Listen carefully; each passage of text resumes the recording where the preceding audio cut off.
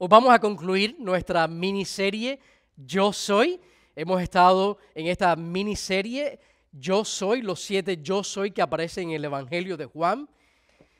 Tomamos como hicimos una pequeña parada como si estuviéramos yendo en un viaje por carretera y pausamos, nos bajamos de la carretera para nosotros presenciar y admirar estas 7 instancias en el Evangelio de Juan donde Jesús afirma ser el gran yo soy del Antiguo Testamento.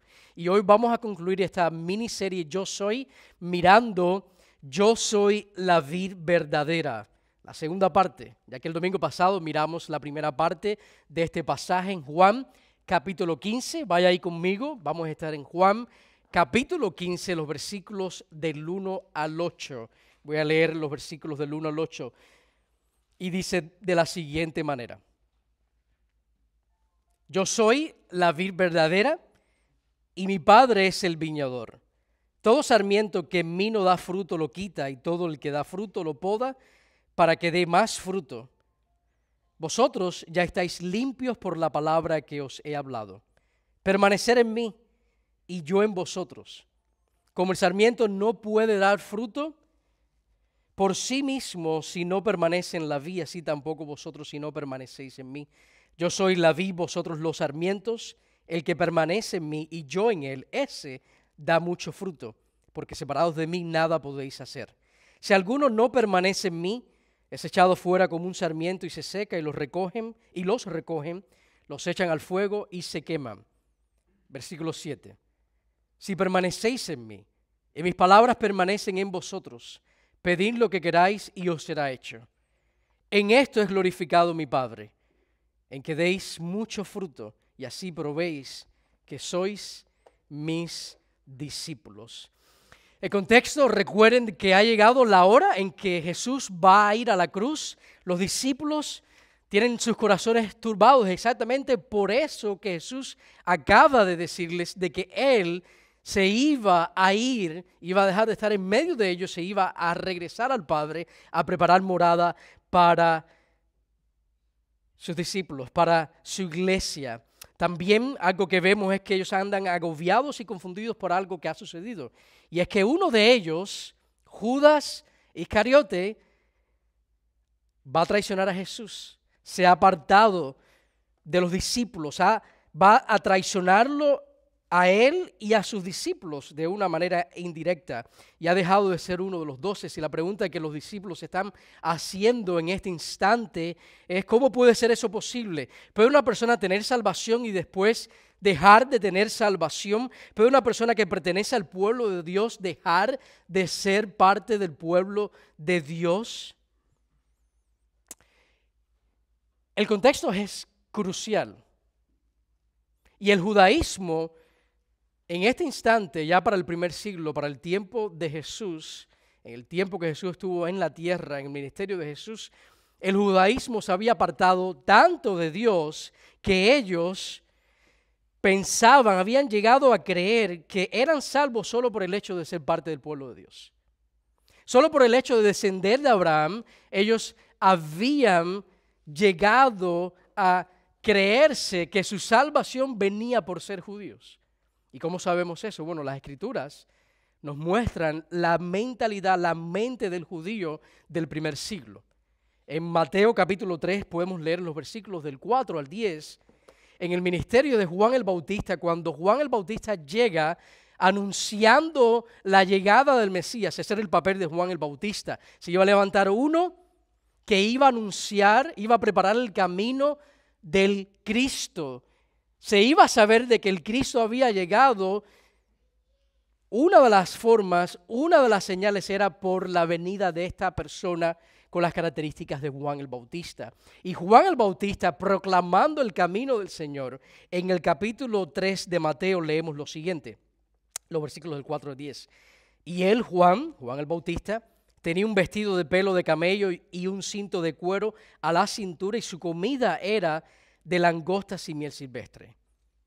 Acudía entonces a él Jerusalén, toda Judea y toda la región alrededor del Jordán. Esto es importante porque esto está dándonos a nosotros entender que el ministerio de Juan el Bautista tenía un alcance en toda la región de Israel, que no era algo aislado. Esto era la mentalidad, esto era un contexto donde abarcaba a todo Israel. Dice que toda Jerusalén venía a él, toda Judea venía a él, toda la región alrededor del Jordán venía a él, y confesando sus pecados eran bautizados por él en el río Jordán. Recuérdense que el mensaje de Juan el Bautista era: arrepentíos, porque el reino de los cielos se ha acercado.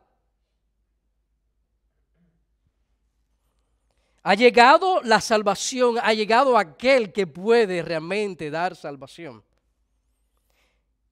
Y dice que ellos llegaban confesando sus pecados y eran bautizados por Juan en el río Jordán. Pero cuando vio que muchos de los fariseos y saduceos venían para el bautismo, les dijo: camada de víboras. Ahora, ¿por qué Juan le dice esto a los fariseos? Y les dice: ¿quién os enseñó a huir de la ira que vendrá? Los fariseos iban a bautizarse no tanto como una muestra de que ellos necesitaban perdón, que ellos necesitaban arrepentimiento, sino en la mentalidad de las autoridades judías, de aquellos líderes espirituales, era que el Mesías había llegado no tanto para perdonarlos y darles salvación, sino que el Mesías iba a llegar para vindicarlos a ellos. Que ellos eran tan buenos, que ellos eran tan justos, ellos eran el pueblo de Dios y el Mesías tenía que exaltarlos por ser el pueblo de Dios y darles el reino venidero, el reino prometido a David. Y Juan el Bautista le dice: no. El Mesías ha llegado porque ustedes necesitan salvación. Ustedes no son salvos por ser hijos de Abraham. Y mire cómo dice Juan, mejor dicho, Mateo capítulo 3, de esos versículos del 4 al 10. Les dice: por tanto, dad frutos dignos de arrepentimiento. Y no presumáis, les dice, no presuman, no piensen, diciéndose a ustedes mismos: tenemos a Abraham por padre. ¿Ves que ahí reposaba su confianza de salvación? En que ellos descendían de Abraham. Y Juan el Bautista le dice: no presuman de eso. Porque os digo que Dios puede levantar hijos a Abraham de estas piedras. Y el hacha ya está puesta a la raíz de los árboles. Por tanto, todo árbol que no da buen fruto es cortado y echado al fuego. Y esto va en armonía con todas las escrituras que vemos, que por sus frutos los conoceréis. Vemos que el fruto es lo que define al cristiano, que se es salvo. Y lo que aquí aprendemos es que se es salvo no por descender del pueblo de Israel. Se es salvo no por descender de Abraham. Se es salvo no por ser israelita. Se es salvo no por haber nacido en Israel. Se es salvo por estar en la vid verdadera, en Jesús. La afirmación aquí en el versículo 1, regresen a Juan 15, versículo 1, donde Jesús dice: yo soy la vid verdadera, da respuesta acerca de por qué Jesús se apartó. Mejor dicho, Judas se apartó. Judas se apartó porque era parte de la vid que describe el Antiguo Testamento como el pueblo de Israel. Él era judío, pero no era salvo. Él se había asociado con Jesús, pero no había creído en Jesús como su Señor y Salvador. El Antiguo Testamento describe a Israel como una vid. Lo aprendimos, lo vemos en el Salmo 80, lo vemos en Isaías capítulo 5, lo vemos en Ezequiel, en Jeremías, en Oseas.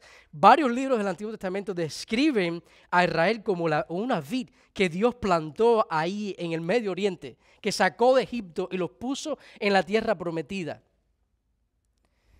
Por eso que Jesús ahí dice: yo soy la vid verdadera. Se es salvo no por ser parte de la vid de Israel, se es salvo por ser parte de la vid verdadera, por estar en Jesús. Por eso Cristo ahí comienza diciendo: yo soy la vid verdadera. Judas no era parte, no estaba conectado a la vid verdadera, estaba conectado a otra vid, que era el pueblo de Israel. Él era judío, había nacido en Israel, descendía de Abraham, étnicamente, biológicamente, pero no era salvo. Aquí Jesús vemos que le dice en otras palabras a los discípulos, discípulos, la vida no viene por ser parte del pueblo de Israel o por asociarte con Israel. La vida eterna viene por ser parte, por estar conectados. La vida se encuentra en Jesús, en que es la vid verdadera. Y vuelvo a reafirmar esto, no todo el que era judío era salvo. Ese era el caso de Judas. Si Judas era judío, pero no era salvo. Dile a tu vecino, no era salvo. Si tienes vecino, si tú no tienes vecino, para el próximo domingo. Judas era judío, pero no estaba en la vid verdadera. Él se había asociado con Jesús, pero no había creído en Jesús.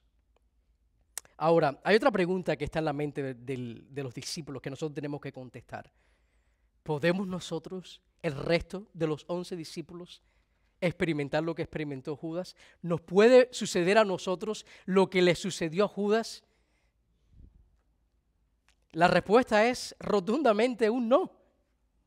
Y la razón es porque Dios es inmutable. Y aquí porque Jesús dice, yo soy.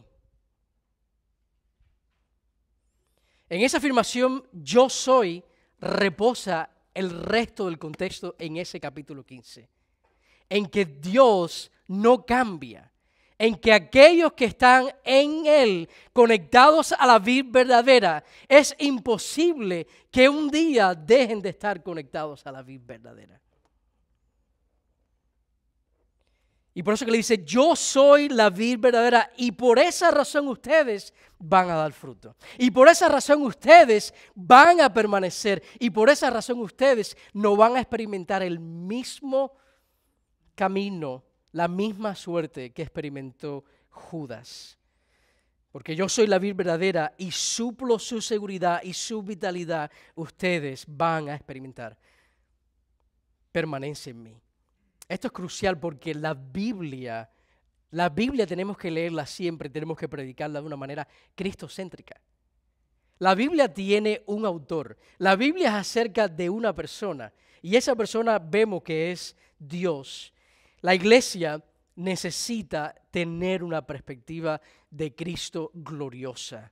La razón por la cual el cristiano permanece hasta el final es porque Cristo es inmutable, porque Él es el autor, el héroe de la salvación, porque Él es aquel que ha venido a salvar, a buscar y a salvar lo que se había perdido. Nosotros permanecemos, nosotros damos fruto porque Él es el gran yo soy del Antiguo Testamento.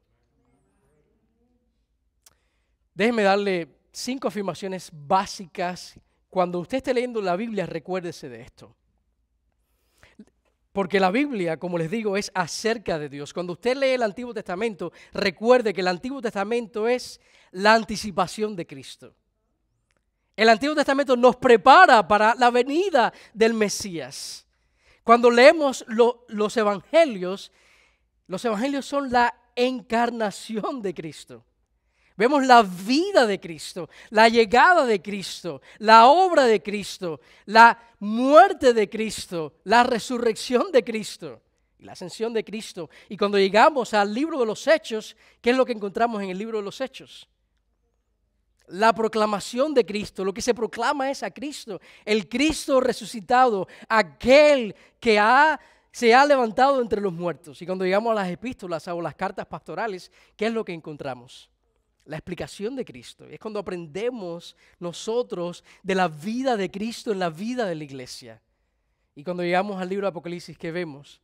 La glorificación de Cristo. La Biblia es acerca de Cristo.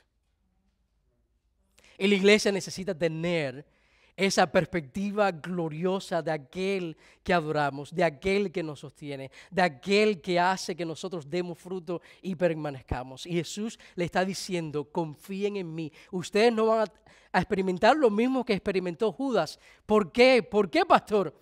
Porque Jesús es el gran yo soy.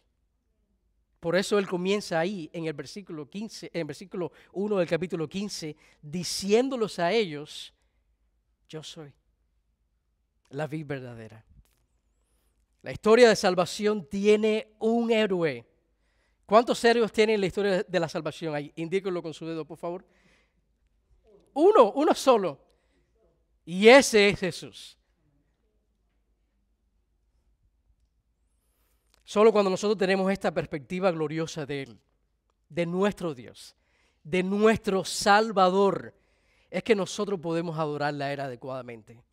Si no, la iglesia, la predicación se convierte en algo que es acerca de mí.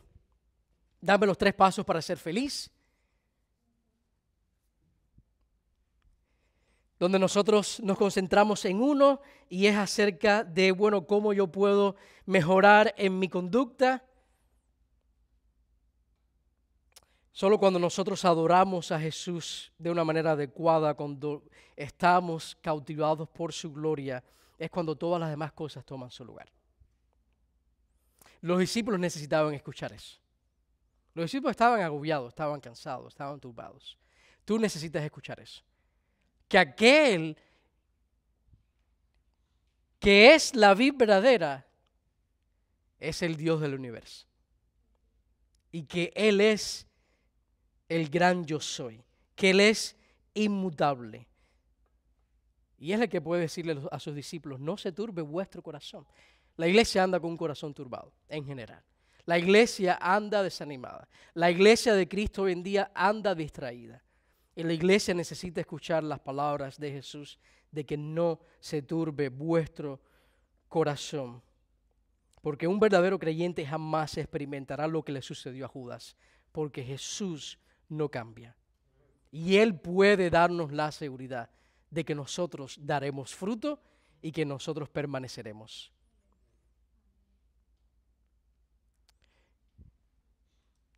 Jesús es inmutable en su carácter.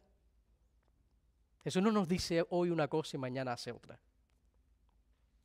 En Malaquías 3:6 leemos, porque yo el Señor no cambio. Por eso vosotros, oh hijos de Jacob, no habéis sido consumidos, porque Él no cambia.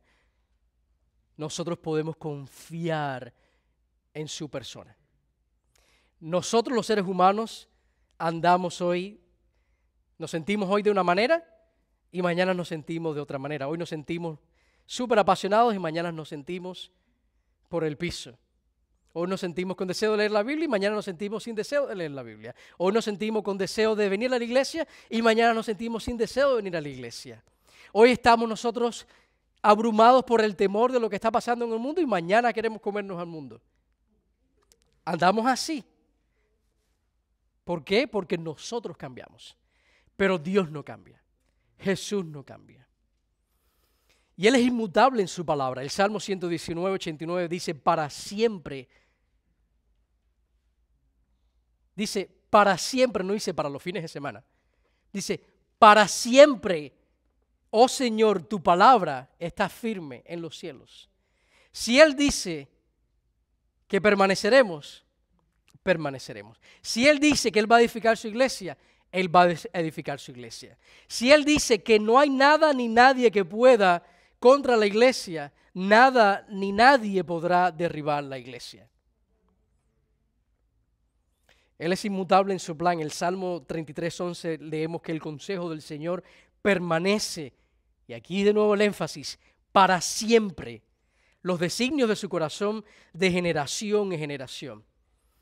Hay algo que dice Steve Lawson, a mí me encanta, es que si hay algo que nosotros en algo podemos tener seguridad, es que cuando nosotros aprendemos la palabra de Dios, podemos aprenderla sabiendo de que no va a cambiar, que lo que tú aprendiste hoy, el versículo que tú te memorizaste hoy va a ser el mismo el día de mañana. Él decía que él estudió leyes y en el tiempo que él estaba estudiando leyes, Steve Lawson decía que él tenía que prepararse todos los días para presentar un caso, que en la clase lo iban a llamar, no te daban ni el día ni te decían quién iba a tener que presentar un caso en ese día de clases en específico. Por lo tanto, todos los estudiantes tenían que prepararse todos los días como si fueran a presentar un caso. Y él estudiaba todas las noches y estudiaba y dejé de hacer muchas cosas para estudiar y prepararme para presentar un caso. Pero me sucedió que cuando me tocó presentar el caso que yo iba a presentar, las leyes que yo tenía que tocar habían cambiado. Porque las leyes de los hombres cambian constantemente. Pero él dice, pero ahora él siendo pastor, dice, ahora yo puedo estudiar algo que no va a cambiar. Que el versículo que yo me voy a aprender hoy va a ser el mismo de generación en generación. Que el mismo evangelio que necesita la generación que pasó es la que necesita esta generación y es la que necesita la generación que vendrá. Que Él no cambia, que Él es inmutable. Y es inmutable es su salvación. Juan 20:28 dice, yo les doy vida eterna y jamás perecerán. ¿No son eso buenas noticias, iglesia? Si usted ha creído en Jesús como su Señor y Salvador, de tener la seguridad de que Jesús dice, al que yo le doy vida eterna, jamás perecerá. Si usted tiene vida eterna, jamás dejará de tener vida eterna. Si no, no era vida eterna, era vida temporal. Vida eterna significa que dura ¿para cuándo? Para siempre, por toda una eternidad. Y nuestra esperanza y fuente de verdadero cambio reposa en lo que Dios es. Juan 15:1 es la roca del resto del pasaje. Todo lo demás fluye de esto, de quién es Dios. Nuestra seguridad, el fruto que el cristiano pueda dar, fluye de que tenemos una roca inconmovible y su nombre es Jesucristo. Y Él es el gran yo soy. Y Él es inmutable. Y Él no cambia en su carácter, su palabra, su plan, su salvación. Juan 15 es una afirmación de seguridad para aquellos que están en Jesús, en la vida verdadera. Y Jesús aquí les explica a sus discípulos acerca de su relación con ellos. Esta relación íntima entre el Salvador y aquellos jamás abandona. Que Dios a quien salva jamás abandona. Porque Él es inmutable. Que aquellos que están en la vid jamás dejarán de estar en la vid. Que tú darás fruto y permanecerás. Aprendimos el domingo pasado que el cristiano es la persona que da fruto. Mírenlo ahí en el versículo 2. Dice el versículo 2 que todo el que da fruto lo poda para que dé más fruto. 6 veces en Juan 15 se afirma que el cristiano da fruto. En el versículo 5 dice, el que permanece en mí y yo en él, ese da mucho fruto. En el versículo 8 leemos, en esto es glorificado mi Padre, en que deis mucho fruto. Y en el versículo 16 dice, os designé para que vayáis y deis fruto, y vuestro fruto permanezca. Note que siempre se dice aquí en Juan capítulo 15, fruto en singular. No dice frutos. Siempre se explica que es fruto en singular. ¿Por qué? Porque aprendimos que fruto es la vida de la vid fluyendo a través de las ramas. Que fruto es la vida de Jesús en el cristiano y a través del cristiano. Eso lo aprendemos también cuando leemos, por ejemplo, en Gálatas capítulo 5, dice el fruto del Espíritu, no dice los frutos del Espíritu. Habla en singular. Todos los demás frutos que aparecen después en Gálatas fluyen a través de la realidad del Cristo en nosotros, del Espíritu Santo en uno, la vida de Dios en uno y a través de uno. Así que, ¿qué cosa es fruto? La vida de Cristo manifestada en el cristiano. Es Jesús en uno y siendo manifestado a través de nuestra vida. Así que fruto es la vida del árbol siendo manifestada a través de las ramas. Otra cosa importante que vemos con esto, los frutos, es que Jesús nunca te dijo, ve y da fruto. No se le ordena al cristiano dar fruto. Jesús no te dice, cristiano, cristiana, da fruto. ¿Dónde está el enfoque? Noten la siguiente afirmación. El siguiente slide, por favor. Dice, el enfoque de la vida del creyente no es dar fruto, ¿verdad? ¿Dónde está el enfoque de la vida del creyente? En permanecer. ¿Cuál es el mandato? Míralo ahí en el versículo 4. ¿Qué dice? Dígalo en voz alta. Permanecer. Ese es el mandato. El mandato no es ve y da fruto. El mandato es, la responsabilidad del cristiano es permanecer. ¿Qué tiene que hacer una rama para dar fruto? Permanecer en la vid. Permanecer en el árbol. Porque separados no podemos nosotros dar fruto. Y eso introduce nuestro tema en el día de hoy. Y es el primer punto que quiero enfatizar. Y este es lo que se nos ordena a nosotros, iglesia. Permanecer en la vid verdadera. Versículo 4 dice, permanecer en mí y yo en vosotros, como el sarmiento. Otras Biblias dicen pámpano, otras Biblias dicen ramas. Son sinónimos. Sarmiento, rama, pámpano. Dice, como el sarmiento no puede dar fruto por sí mismo, si no permanece en la vid, así tampoco vosotros si no permanecéis en mí. Dice, permanecer, permanecer, permanecer, 3 veces en el versículo 4. El énfasis está en permanecer. ¿Cuál es la responsabilidad del cristiano? Permanecer en la vid. ¿Qué es lo que nosotros tenemos que hacer? Permanecer. El versículo 4. Ahora existe una tensión aquí en Juan capítulo 15, no una contradicción. Existe una tensión bíblica en este pasaje que quiero resaltar porque es importante entender de que sí, no se me ordena dar fruto, pero sí se me ordena permanecer. No se dice, ve y dar fruto, pero sí se me dice, permanece. Y hay una tensión aquí porque Cristo es el que produce fruto en mí. Jesús viviendo en mí, su vida siendo manifestada a través de las ramas. Yo no puedo producir fruto por mí mismo. Porque separado de él, dice el versículo 5, yo no puedo hacer nada. Sin embargo, si dice que el cristiano está conectado a la vid, por lo tanto, algo yo tengo que hacer. ¿Qué es lo que yo tengo que hacer? Permanecer.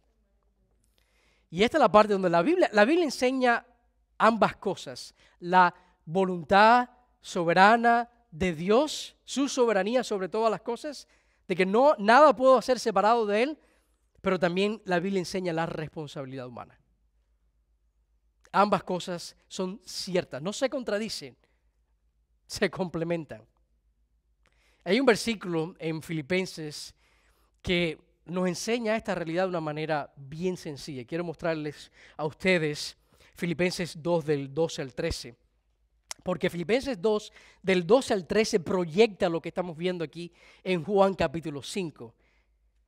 Esta realidad de la voluntad y la soberanía de Dios y la responsabilidad del hombre. En Filipenses 2, capítulo 2, versículos del 2 al 13 dice, así que, amados míos, tal como siempre habéis obedecido, no solo en mi presencia, sino ahora mucho más en mi ausencia, ocupaos en vuestra salvación con temor y temblor. Note que ahí hay 2 cosas que el cristiano hace. El cristiano obedece y ¿qué más? Y el cristiano se ocupa en su salvación. Ahora mira lo que dice el siguiente versículo. Porque Dios es el que obra en vosotros tanto el querer como el hacer por su buena voluntad. Ambas cosas son ciertas. Dios produce el querer como el hacer por su buena voluntad. Y ahí en ese pasaje donde dice el querer y el hacer, habla de que Dios está ahí presionando en nuestro corazón el deseo que nos lleva a la acción, nos lleva a obedecer, nos lleva a ocuparnos en la salvación. Note que en el versículo 4 del capítulo 15 dice permanecer. Y permanecer aquí es un verbo. Es un verbo con voz activa. Y ustedes que han estudiado gramática, la voz de un verbo lo que indica es qué tipo de verbo es. Y es un verbo con voz activa que significa que requiere de la voluntad de la persona, de ponerla en acción, de tomar pasos, de obedecer, de ocuparte en la salvación con temor y temblor. Este verbo de permanecer indica una decisión personal que requiere de tu voluntad. No permanecemos en Cristo, iglesia, de una manera pasiva. Permanecer te toca a ti. Dios es el que da fruto en nuestras vidas, pero tu responsabilidad es permanecer en la vid verdadera. Requiere de nuestra participación. Requiere decirle que no al pecado. Requiere decirle que no a la carne y obedecer a Dios.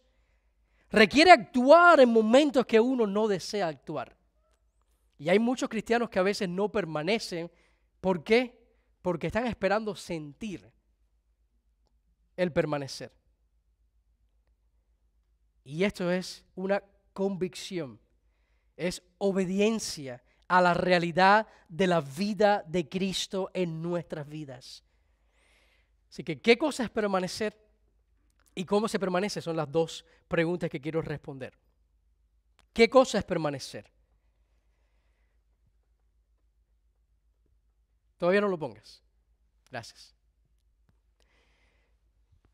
Y quiero pausar porque esto es crucial, porque la iglesia madura, la iglesia crece, la iglesia da fruto cuando la iglesia permanece. Tú vas a dar fruto cuando tú permaneces.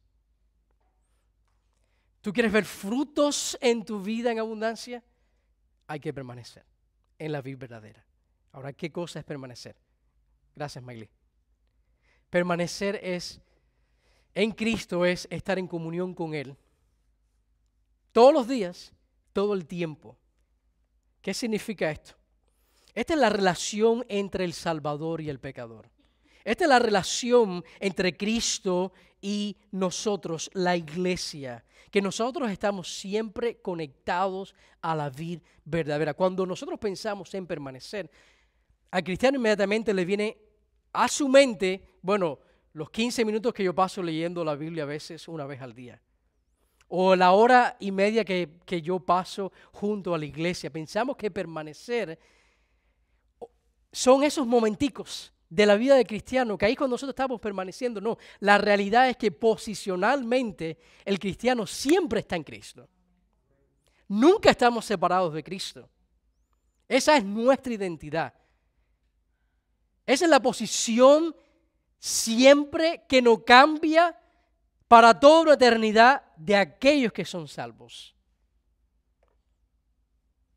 Permanecer es nuestra posición en Él. Es sinónimo de salvación, iglesia. ¿Qué cosa es permanecer? Nosotros estar conectados a la vid verdadera. Ahora, ¿cómo se permanece? Porque el qué responde a nuestra posición. El cómo responde a la práctica. ¿Cómo luce eso en nuestro caminar? ¿Cómo luce el permanecer en Cristo para que Él dé fruto en nosotros? Que es la parte activa del verbo que está ahí. Así que posicionalmente eso no cambia, pero leímos que permanecer es un verbo que requiere el acto de la voluntad de aquellos que ya están conectados a la vid. Así que no estamos nosotros permaneciendo para tratar de continuar conectados a la vid, no, porque estamos ya conectados, es que nosotros vamos a actuar. Dice que separados, es imposible dar fruto si no estamos en la vid, lo que Jesús está diciendo aquí. Separados de Él nada podemos hacer. Pero el pasaje dice que aquellos que están separados dan fruto. Y quiero darles 3 cosas que nos van a ayudar a nosotros a permanecer en la vid verdadera. Se permanece en la vid verdadera, número 1, descansando en nuestra posición en Cristo.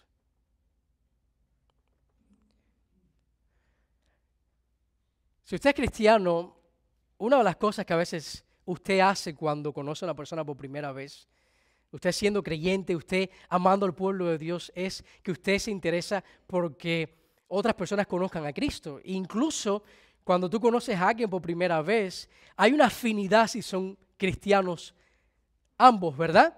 Y a veces nosotros conocemos a alguien y le decimos, ¿tú eres cristiano?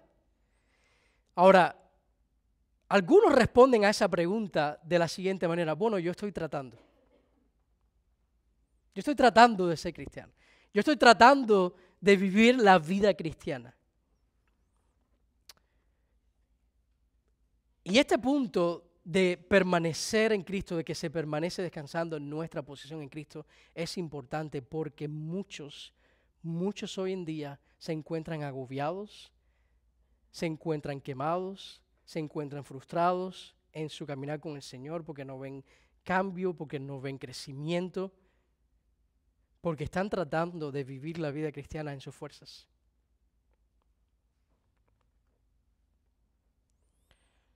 Y nosotros no somos los que hacemos que la vida cristiana funcione.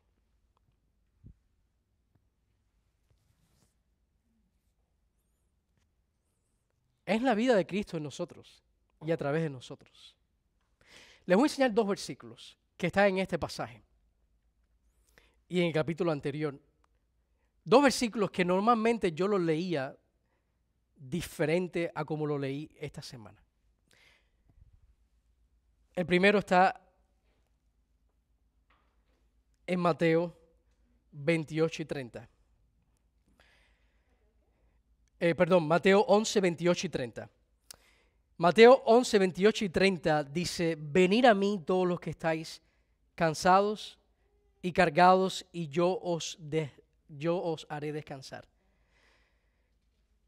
Para muchos la vida cristiana se siente como un cansancio y una carga. ¿Cierto? Seamos honestos, estamos en la iglesia. Para muchos a veces la vida cristiana se siente como una carga y como un cansancio. Pero esa no es la vida de Cristo en uno. Miren lo que dice el siguiente versículo. Tomad mi yugo, Jesús dice, tomad mi yugo sobre vosotros y aprended de mí que soy manso y humilde de corazón y hallaréis descanso para vuestras almas, porque mi yugo es fácil y mi carga ligera. La vida en Cristo se describe como un descanso, como algo fácil y como una carga ligera. Cuando nosotros olvidamos nuestra posición en Cristo y tratamos de vivir la vida cristiana en nuestras fuerzas, cuando usted está viviendo la vida cristiana tratándose de ganar el favor de Dios, la vida se siente como una carga y como un cansancio, porque nosotros no llegamos a la altura del estándar de Dios. Solamente descansando en lo que Él hizo por nosotros es que nosotros podemos permanecer en la vida. ¿Por qué? Porque usted y yo constantemente va a notar de que no llegamos al estándar de Dios. Y cuando nosotros estamos tratando de vivir la vida cristiana en nuestras fuerzas, después de un tiempo te cansas. Después de un tiempo te desanimas.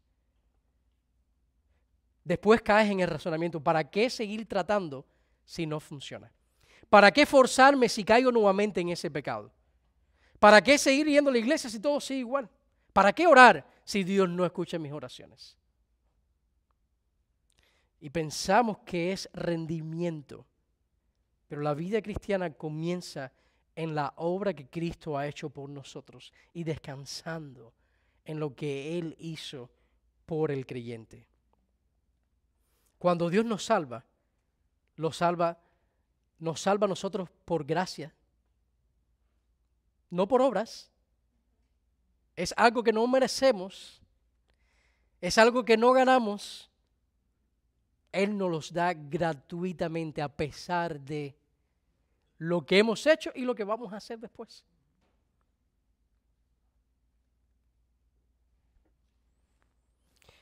Nuestra posición y relación con Dios ya ha sido establecida para siempre. Ha sido sellada con la promesa del Espíritu Santo, que Él completó nuestra redención. Decía R.C. Sproul con la seguridad de la salvación, que la persona que no está segura de su salvación, como le estaba pasando aquí a sus discípulos, los discípulos estaban temiendo que lo que le había sucedido a Judas le iba a pasar a ellos.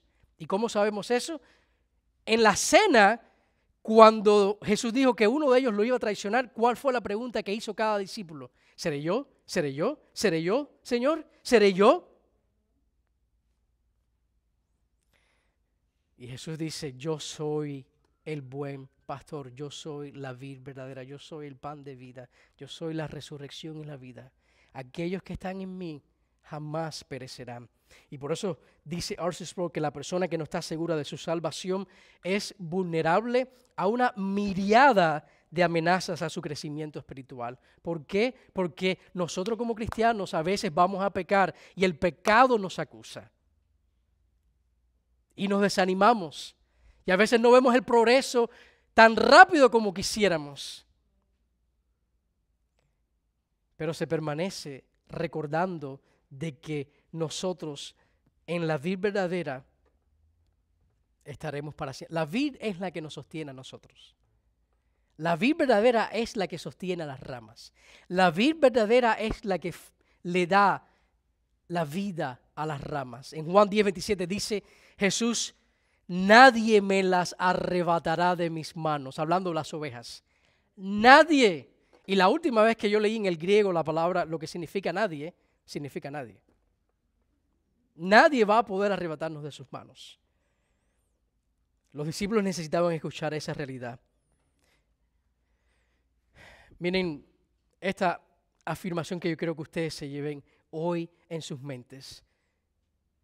Yo soy un hijo de Dios, amado, aceptado, perdonado y salvo, no por lo que yo hago por Cristo, sino por lo que soy en Cristo. Así que yo soy hijo de Dios, no por lo que yo hago todos los días, sino por lo que Cristo hizo por mí. Yo soy amado por Dios, no por mi rendimiento, sino por lo que Cristo hizo por mí. Yo he sido perdonado, no por lo que yo he hecho, sino por lo que Cristo hizo por mí. Ahora, esto no quiere decir que el cristiano ahora, porque es todas estas cosas, el cristiano ahora va a vivir de una manera contraria a la palabra de Dios. Al contrario, aquellos que son todas estas cosas, lo que más anhelan es agradarle a Él. Y permanecemos en Cristo descansando en lo que Él hizo por nosotros. Lo segundo es que permanecemos en la vida verdadera pasando tiempo a solas con Dios.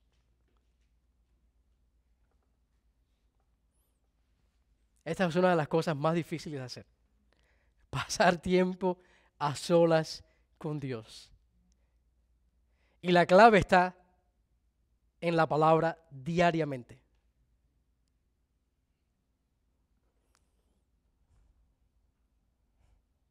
¿Por qué esto es importante para permanecer? Porque es la manera en que nosotros vamos a conocer mejor a nuestro Salvador.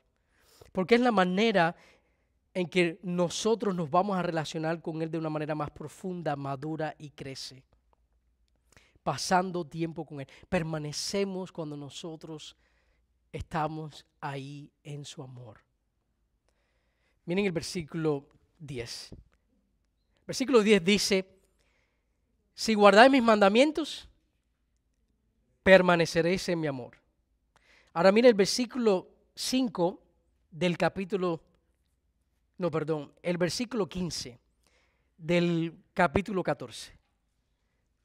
Dice, si me amáis, guardáis mis mandamientos. ¿Ustedes saben cómo el cristiano normalmente lee ese pasaje? De esta manera. ¿Tú me amas? Bueno, guarda mis mandamientos. ¿Tú me amas? Pruébalo. Guarda mis mandamientos. Pero no es lo que dice. Dice que el que me ama va a guardar mis mandamientos. Por eso es importante pasar tiempo a solas con Dios. Cuando nosotros pecamos, ¿usted sabe por qué usted peca y por qué yo peco? Porque en ese momento estamos amando más el pecado que a Dios. Cuando usted desobedece, usted está amando más salirse con las suyas que obedecer su palabra. Y nosotros permanecemos, nosotros damos fruto a medida que nosotros aprendemos a amar más a Dios. Y la única manera que usted va a aprender a amar mejor a Dios es pasando tiempo a solas con Dios. Nosotros leemos esos pasajes con los lentes incorrectos, que probamos nuestro amor por Dios con nuestro rendimiento, pero eso no es lo que dice ahí.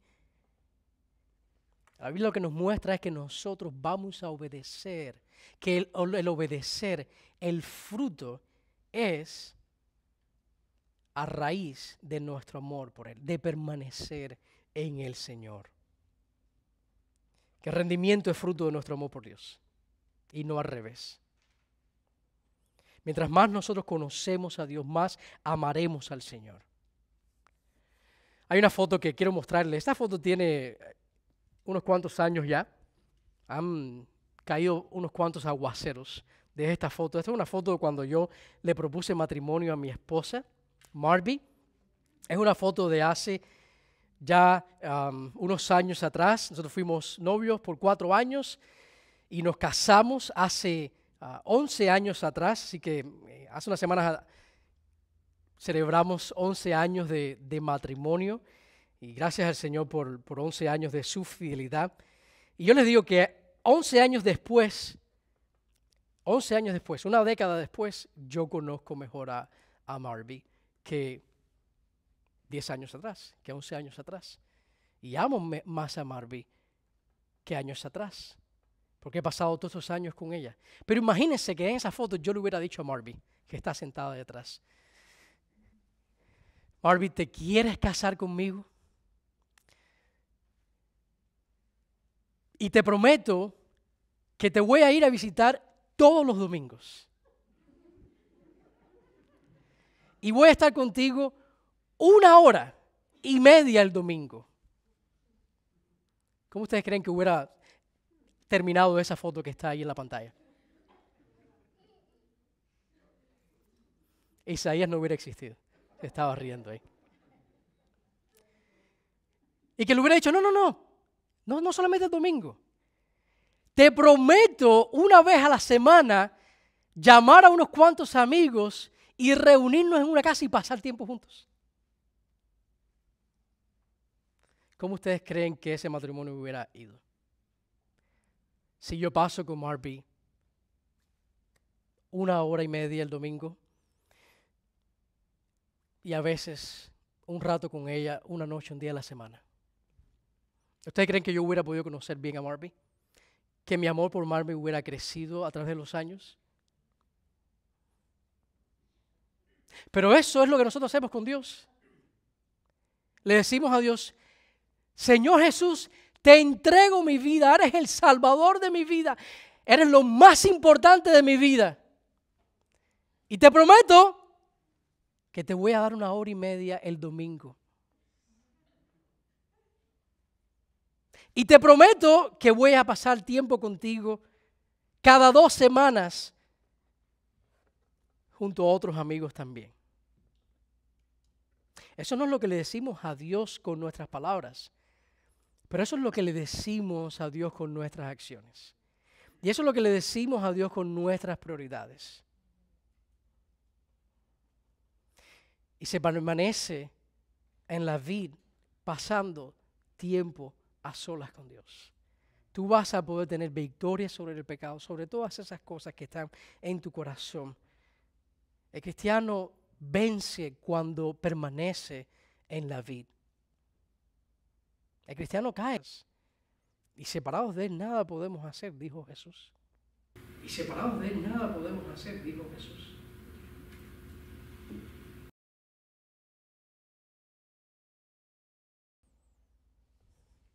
Levanta tu mano si tú estás convencido que pasar tiempo con Jesús es beneficioso. Déjenme en sus manos. ¿No es cierto que es beneficioso? Levanta su mano si tú estás convencido que pasar tiempo con Dios es bueno para tu vida y para tu familia. Ahora, lo que sucede es que nosotros no estamos convencidos de que es indispensable. Es indispensable comer, ¿no es cierto? Es indispensable dormir. Es indispensable respirar.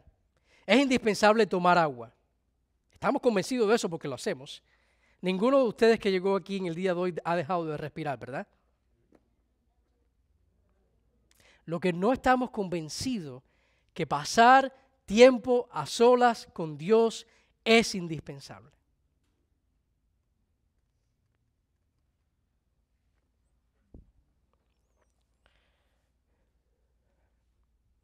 Ustedes saben cuando a veces nosotros calibramos esa área, cuando nos dicen, tienes 6 meses de vida. Cuando tu esposa te dice, ¿sabes qué? Te voy a dejar. Se acabó el matrimonio. En ese momento, hacemos a Jesús indispensable. Cuando te dicen, ese trabajo en el cual tú confías y depende toda tu vida, cierra y deja de ser, o te botan. Ahí Jesús se hace indispensable. Pero Jesús dijo, yo soy la vid. Separados de mí nada podéis hacer. El trabajo es importante, el matrimonio es importante, la salud es importante. Pero todas esas cosas van a tener su lugar apropiado en nuestras vidas cuando nosotros tenemos a Cristo en primer lugar. Cuando estamos conectados a la vida, cuando descansamos en Él. Usted no tiene que hacer nada para ganarse el favor de Dios. Usted ya lo tiene en Cristo Jesús. Usted no tiene que hacer nada para ganarse el amor de Dios. Ya usted lo ha recibido a través de Cristo Jesús. Y Él ha prometido, dice, yo los he puesto para que den fruto. Miren el versículo 8. En esto es glorificado mi Padre. ¿Y ustedes creen que Jesús quiere que su Padre sea glorificado? Por supuesto que sí. Que Él quiere que el Padre sea glorificado. Y dice el versículo 8, en esto es glorificado mi Padre, en que deis mucho fruto. ¿Usted piensa que Jesús está interesado que usted dé fruto? Por supuesto que sí. Dice, yo los he puesto para que den fruto. Esta es la voluntad de Él en sus vidas. Pero vamos a dar fruto a medida que permanecemos en Él. A medida que reposamos en quienes ya somos en Cristo Jesús. Y a medida que nosotros pasamos tiempo con Dios. A solas. Y termino con este punto. Se permanece en la vid verdadera manteniendo las expectativas correctas. Y esto es crucial. ¿Por qué? Porque puede ser que muchos de ustedes en este momento estén diciendo, mañana comienzo a leer la Biblia. La voy a desempolvar. Hace una semana que no lo leo, pero deja que llegue el día de mañana. Voy a empezar a leer la Biblia. Voy a poner una alarma y me voy a levantar todos los días a las 5 de la mañana. Y voy a empezar a tener un devocional. Y voy a venir a la iglesia todos los domingos. Pero ¿saben qué? Vivimos en un mundo caído. Luchamos con la presencia del pecado.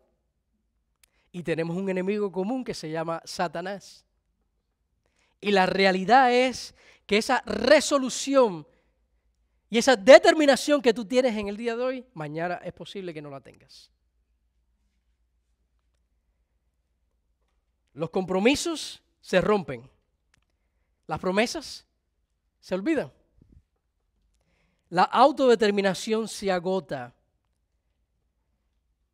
La expectativa correcta debe ser Señor Jesús, yo no puedo. Yo no puedo. Separado de ti, yo no puedo. Yo sé quién yo soy separado de ti. Yo sé la actitud que yo puedo tener separado de ti. Si no, pregúntale a mi esposa. Yo sé los pensamientos que yo puedo tener separado de ti. Yo sé lo que puede salir de mi boca separado de ti. Esa debe ser nuestra realidad en cuanto a permanecer en Cristo. Que separados de Él nada podemos hacer. que vamos a permanecer a medida que usted descansa en lo que Él hizo y a medida que usted pasa tiempo con Dios. Porque estamos viviendo en un mundo caído en el cual requiere que nosotros regresemos a estas dos cosas todos los días. Recordándonos quiénes ya somos en Cristo Jesús. Número uno, para que usted se levante cuando esté desanimado, para que usted se levante cuando el enemigo lo ha condenado, como también para que usted despierte cuando está dormido y se recuerde cuál es su posición en Cristo. Y lo segundo es pasar tiempo con Dios. Y lo tercero es recordarme estas dos cosas todos los días. La expectativa debe ser que esto va a ser una lucha, que no es en automático, que esto es nuestro caminar de toda la vida, diariamente. Señor, yo no puedo, pero en ti sí. Recuérdense que fruto en la vida del cristiano es producto de la vid en nosotros. Yo esta semana hablaba con el pastor Roy acerca de cómo Jesús hizo discípulos, ¿no? Y Jesús hizo discípulos en sus 3 años ministeriales. Cuando miramos la vida de los discípulos, los 11 discípulos, vemos que Jesús pasó con ellos ¿cuántos días? Todos los días. Invirtiendo en la vida de estos hombres por 3 años. Y yo le decía al pastor Roger, si eso es cierto de Jesús, que tomó 3 años todos los días invirtiendo en la vida de estas personas, ¿cuánto más eso en nosotros y en la vida de la iglesia, que normalmente estamos discipulando 1 hora el domingo y cada 2 semanas en un grupo pequeño? Si vamos a traducir eso, los 3 años de Jesús todos los días, en nuestra realidad, se traduce a 21 años. ¿Qué quiero decir con esto? Que tenemos que tener las expectativas correctas de que el fruto en la vida de cristiano es algo que toma tiempo, que usted no puede pensar que el fruto es algo de un día para mañana. Así sucede con las plantas. Estamos viendo aquí una ilustración de una planta. Para que una planta nazca, requiere que riegues con agua esa planta todos los días hasta que veas el fruto. Que si dejas de echarle agua, no va a crecer, no va a brotar. Y es así con nuestra vida en Cristo. Si dejamos de darle prioridad a estas cosas, de permanecer en Él, de confiar en Él y pasar tiempo a solas con Dios, por supuesto que no vamos a ver esos frutos en nosotros. Hay que tener las expectativas correctas, que necesitamos paciencia, necesitamos constancia, necesitamos fe en lo que Cristo ha dicho y expectativas. La expectativa es que Cristo ha prometido dar fruto en el creyente, que no es un veremos, no es vamos a ver si funciona. Lo que vemos aquí, Cristo diciendo, el que está en mí va a dar fruto. Y Jesús les recuerda eso a sus discípulos. En medio de su afán, Él les dice, separado de mí nada podéis hacer. Pero ¿qué es lo que tú tienes que hacer para dar fruto? Permanecer. Y esta es una decisión nuestra responsabilidad. Tenemos que escoger permanecer todos los días. Ese es el mandato del pasaje. Confíen, tengan expectativas. La iglesia tiene que tener expectativas. La iglesia tiene que saber que todo lo que Cristo ha dicho en su palabra va a pasar. Que si yo permanezco, yo voy a ver fruto en mi vida. Él lo ha prometido. Pero confíen en Él. Dios puede hacer en 1 hora más de lo que tú y yo podemos hacer toda una vida. ¿Cuál es tu responsabilidad? Permanecer. ¿Cómo permanecemos en Cristo? Recordándonos quiénes ya somos, descansando en su obra y pasando tiempo a solas con Dios y manteniendo las expectativas correctas. De esa manera daremos fruto. Miren estos 2 versículos y termino con esto. En Juan 15:5 dice, Separados de Jesús, nada puedo hacer. ¿Qué nos dice Filipenses 4:3? En Cristo, todo lo puedo.